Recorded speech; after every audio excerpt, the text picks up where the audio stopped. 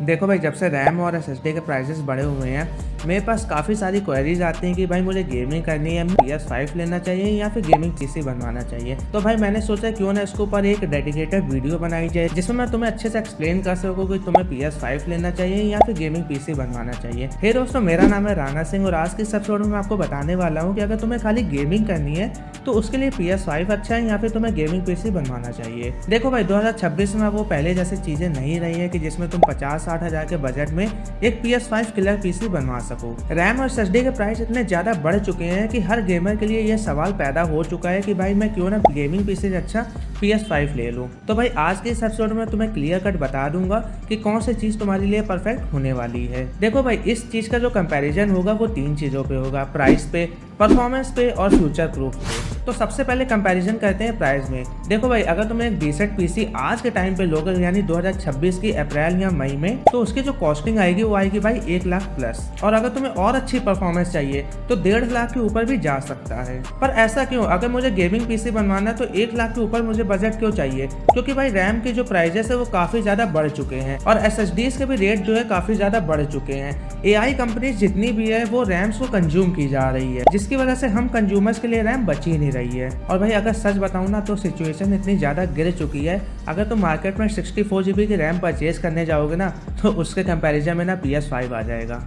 अब PS5 जो तुम्हें है वो 50,000 से लेकर 55,000 के प्राइस पॉइंट पर देखने को मिलता है और 64 GB रैम का जो प्राइस है वो भी आज के टाइम पे वो 70 से लेकर 80,000 के बीच में है। अगर तुम्हें खाली गेमिंग करनी है तो उसके लिए तुम PS5 को चूज कर सकते हो, पर इसके साथ अगर तुम्हें कोई प्रोडक्टिविटी वर्क करना है, लाइक तुम्हें स्ट्रीमिंग करनी है, तुम्हें एडिटिंग करनी है या फिर तुम्हें रेंडरिंग करनी है, तो भाई ऑब्वियस सी बात है वो काम PS5 पे नहीं होगा। उसके लिए तुम्हें जो है डेडिकेटेड एक पीसी ही बिल्ड करवाना पड़ेगा। अब अगले पॉइंट की बात करते हैं जो कि है परफॉर्मेंस। देखो भाई, गेमिंग पीसी अगर तुम बिल्ड करवा रहे हो तो तुम उसकी जो परफॉर्मेंस है उसको कस्टमाइज कर सकते हो और उसमें जो तुम गेमिंग है वो अल्ट्रा सेटिंग्स पर भी खेल सकते हो। और पीसी में तुम्हें गेमिंग के हाई FPS के भी चांसेस मिलते हैं जो कि PS5 में नहीं मिलते हैं। PS5 में तुम्हें ऑप्टिमाइज्ड गेम मिलेंगे, स्टेबल 60 FPS का तुम्हें एक्सपीरियंस देखने को मिलेगा और जीरो लैगिंग देखने को मिलेगी क्योंकि उसके जो हार्डवेयर होते हैं वो फिक्स रहते हैं। तो भाई यहाँ पर जो विन होता है वो होता है भाई पीसी, ना कि PS5। हाँ, अगर तुम्हें 60 FPS का एक्सपीरियंस चाहिए, तुम्हें स्टेबल परफॉर्मेंस चाहिए और ऐसा गेम का एक्सपीरियंस चाहिए जहाँ पर सब कुछ स्टेबल हो क्योंकि फिक्स हार्डवेयर की वजह से,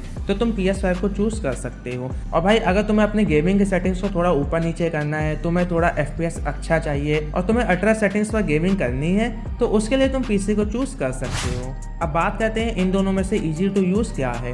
देखो भाई, पीसी में तुम्हें ड्राइवर्स चाहिए होते हैं, सेटिंग्स को थोड़ा ट्विक करना होता है और थोड़ा कंपैटिबिलिटी इशू भी आता है। पर PS5 में ऐसा कुछ भी नहीं है। PS5 में तुम्हें खाली प्लग एंड प्ले करना है और ड्राइवर्स का कोई झंझट नहीं है। गेम को ओपन करो, इंस्टॉल करो और प्ले करो। तो यहाँ पे भाई खाली गेमर्स के लिए PS5 विनर है। अब सबसे मेन टॉपिक की बात करते हैं जो कि है फ्यूचर वैल्यू। देखो भाई, पीसी में तुम्हें हार्डवेयर अपग्रेड करने का ऑप्शन मिल जाता है और अगर तुम्हारे हार्डवेयर में कोई इशू है तो तुम उसे इजीली ट्रबल शूट भी कर सकते हो। और पीसी में तुम्हें लॉन्ग टर्म फ्लेक्सिबिलिटी मिलती है, तुम्हें अच्छी खासी वारंटी देखने को मिलती है और हार्डवेयर को भी तुम अपने अकॉर्डिंग चूज कर सकते हो। पर PS5 में ऐसा कुछ भी नहीं है। PS5 में तुम्हें 5 से 6 साल तक के गेम का सपोर्ट देखने को मिलता है और PS5 में तुम्हें अपग्रेड का ऑप्शन देखने को नहीं मिलता है। और अगर PS5 में कोई प्रॉब्लम आती है तो उसके लिए तुम्हें सर्विस सेंटर जाना पड़ेगा।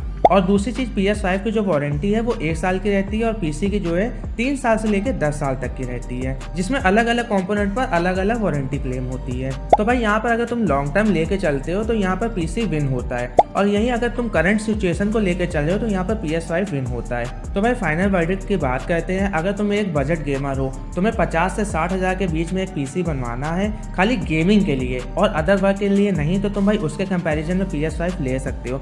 और वहीं अगर तुम अल्ट्रा लेवल के गेमर हो जहाँ पर तुम्हें अल्ट्रा सेटिंग्स पर गेम खेलना है, 4K या फिर 2K रिजोल्यूशन पर तुम्हें गेमिंग करनी है, अच्छे खासे तुम्हें FPS चाहिए, तो उसके लिए तुम पीसी को चूज कर सकते हो। पर अगर करंट सिचुएशन की वजह से तुम पीसी बिल्ड नहीं करवा पा रहे हो, तुम सोचो कि PS5 ले लो, तो भाई तुम थोड़ा रुक जाओ, थोड़ा वेट कर लो। हो सकता है कि रैम और एसएसडी के जो प्राइसेस है वो कम कम हो जाए और तुम पीसी परचेज कर सको। और इसी के साथ अगर तुम्हें एडिटिंग करनी है, तुम्हें प्रोडक्टिविटी वर्क करना है, तुम्हें रेंडरिंग करनी है या गेमिंग के साथ साथ और भी काफ़ी सारे वर्क करने हैं, तो उसके लिए तुम पीसी को चूज़ कर सकते हो। और अगर तुम गेमर के साथ साथ एडिटर या फिर प्रोडक्टिविटी वर्क करना चाहते हो, उसके लिए तुम पीसी परचेज करना चाहते हो, तो तुम एक काम और कर सकते हो। तुम भाई पूरा पीसी बिल्ड करवा लो, खाली रैम और एसएसडी जो है वो तुम कम कैपेसिटी वाली ले सकते हो, जिससे तुम्हारा काम चल जाए।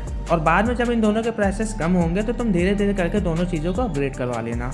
इन शॉर्ट भाई, अगर तुम बजट गेमर हो, अगर तुम्हें 50 से 60 हज़ार तक की पीसी बिल्ड करवाना था गेमिंग के लिए खाली, ना कि कोई अदर वर्क के लिए, तो तुम भाई PS5 ले सकते हो। और इसी के साथ अगर तुम गेमिंग के साथ साथ एडिटिंग या फिर कोई प्रोडक्टिविटी वर्क करना चाहते हो, तो भाई तुम्हारा काम जो है वो पीसी में होगा, ना कि PS5 में। तो PS5 का तुम सोचना भी मत। वैसे दोस्तों, ये था हमारा आज का एपिसोड, जिसमें मैंने आपको बताया कि PS5 या फिर पीसी, इन दोनों में से क्या चीज़ बेस्ट रहेगी आपके अकॉर्डिंग। अगर आपको एपिसोड अच्छा लगा तो प्लीज़ वीडियो को लाइक कर देना और मेरे चैनल को भी जरूर सब्सक्राइब कर दीजिएगा। जल्दी मिलते हैं दोस्तों हम लोग अगले एपिसोड में। लास्ट तक वीडियो को देखने के लिए थैंक यू।